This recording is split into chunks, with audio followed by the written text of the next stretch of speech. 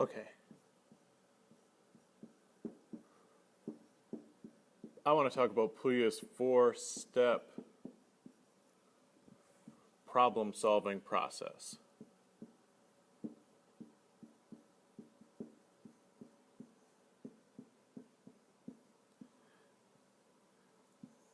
Now, some of these steps seem like they just apply to equations or mathematical things, but really you can use these for any type of problem solving.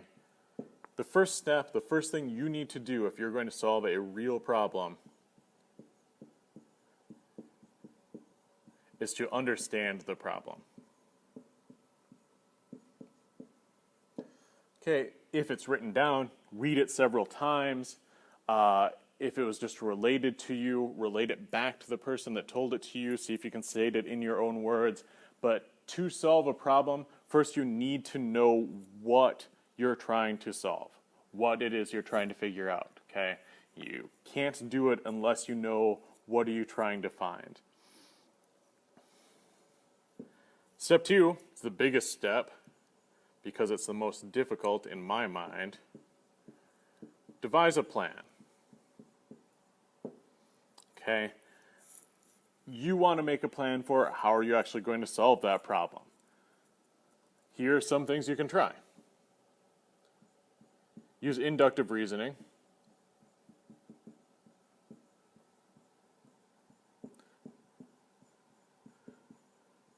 To look for a pattern.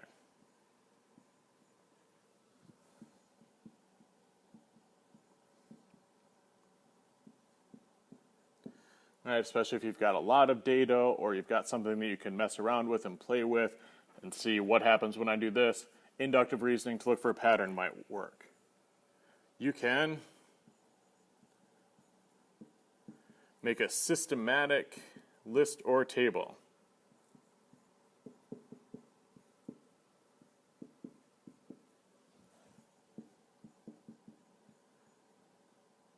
Oops.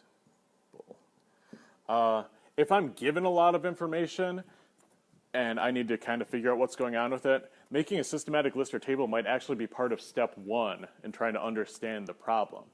Otherwise, making a systematic list or table of what could happen, what might have happened, or what might happen, or what did happen can be helpful. I can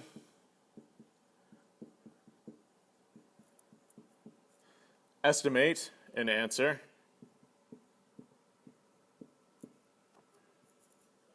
and see if it's any good.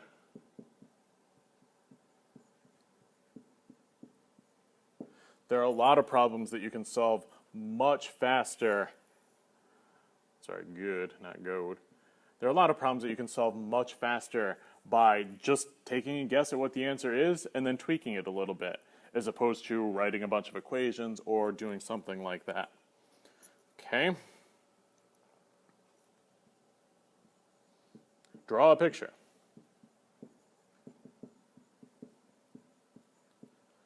Some of you probably had math teachers that said you have to draw a picture to solve this problem. I'm not a big believer in that, but I'm a believer in if a picture will help you, you should probably draw it. Or if you're not sure if a picture will help you, why not sketch it out and see if it does? See what kind of information you can put on it, because that can help you organize what you know and what you don't know as well. If you've ever solved anything like that problem before, you can relate the problem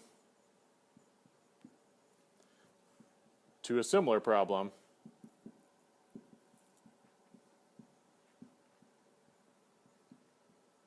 and use the same techniques.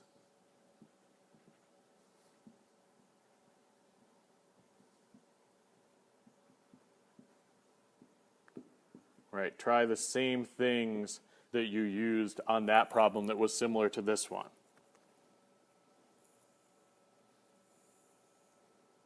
Okay, what else can I do? If it seems too easy,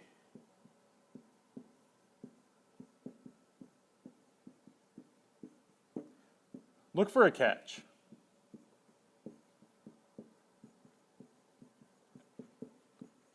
Right? Maybe you're making an assumption you shouldn't, or maybe something else is going on here. This doesn't mean that every easy problem is more difficult than it appears, but it certainly means that there are problems that seem really easy that are more difficult than they appear. I'll leave this last one here, or leave you on this last one for this step. Sometimes you need to use common sense. Sometimes you need to look at the problem and just say, well, what does this stuff all mean? What are the possibilities here? How could I, figure this out? Or what has to be the answer? What has to happen? All right, so that was all step 2. Step 2, long step, difficult step, because it's where you figure out how are you going to solve it. Step 3, do it.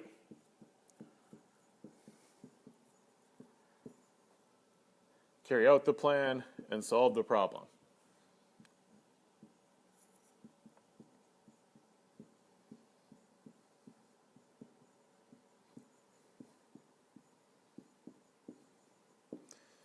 Okay, if this leads to a dead end, if you end up nowhere, go back to step 2, go back to planning. When I'm working on a problem, I tend to blend steps 2 and 3 together because I tend to have an idea, try that idea, take it to its conclusion. If that solved the problem, great. If not, then I'll go back and try something else. So as soon as I come up with a plan, I execute that plan. Or as soon as I have an idea, I tend to execute that idea instead of waiting, planning out, and then coming here to carry out the plan, and then going back if I need to. I just kind of mesh those steps together. Finally, it's like the last step of solving an equation that you never do. Look back and check the answer.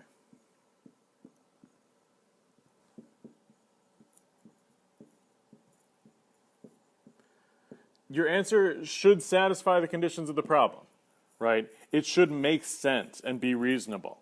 If it's not reasonable, if it seems really out there and you're like, oh boy, I'm not sure if this is right at all, try a different method. See if you can get to an answer a different way. If you can get to an answer a different way and get the same one, you probably got it. If you try it a different way and you get something else, one of those is probably wrong.